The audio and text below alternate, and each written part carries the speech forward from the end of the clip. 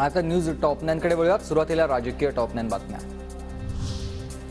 2 वर्षांपासून पालिकेच्या निवडणुका रखडल्या। नगरसेवकांची निवडणूक लवकरात लवकर व्हावी, सुप्रिया सुळेंची सरकारकडे मागणी। इथे नगरसेवक नाहीयेत, त्याच्यामुळे गेले 2-2.5 वर्ष इलेक्शन न झाल्यामुळे आज या भागातल्या सर्वसामान्य मायबाप जनतेने कुणाकडे जावं, ती एक नगरसेवकाचा रोल हा खूप महत्त्वाचा असतो।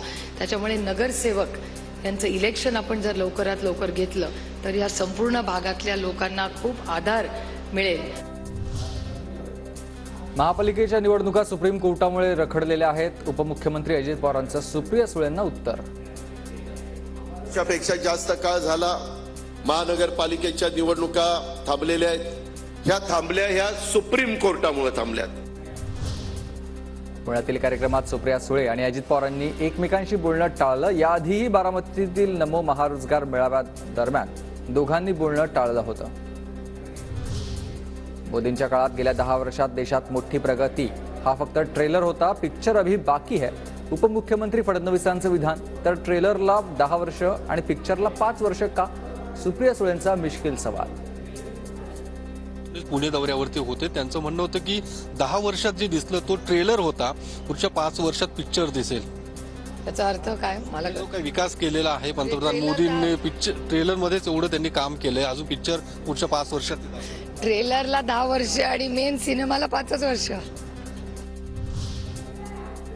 निवडणूक आयोग भाजपच्या इशाऱ्यांवर काम करत आहे। भाजपच्या दबावाखाली शिवसेना राष्ट्रवादी बाबत निवडणूक आयोगाचा निर्णय। संजय राऊतांचा आरोप। संविधानानुसार काम करतो, पण गेल्या 10 वर्षात निवडणूक आयोग हा भारतीय जनता पक्षाची एखादी एक्सटेंडेड ब्रँच, एखादी शाखा असावी अशा प्रकारे काम करतो। हाच निवडणूक आयोग धृतराष्ट्राप्रमाणे डोळे मिटून बसला, कारण भारतीय जनता पक्षाच्या दबावाखाली त्यानेच नेमलेले लोक काम करतात।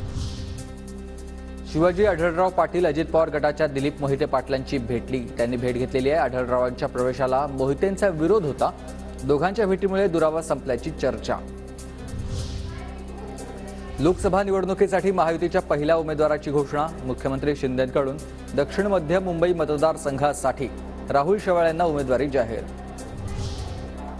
उद्धव ठाकरेंकडून अमोल कीर्तीकरांच्या उमेदवारीची घोषणा। उत्तर पश्चिम मुंबई लोकसभा मतदारसंघातून अमोल कीर्तीकर लोकसभा निवडणुकीच्या रिंगणात। माढ्यात भाजपला शह देण्यासाठी शरद पवारांची खेळी। माढा लोकसभा मतदारसंघात मवियाकडून महादेव जानकरांच्या हाती तुतारी जवळपास निश्चित। सूत्रांची माहिती।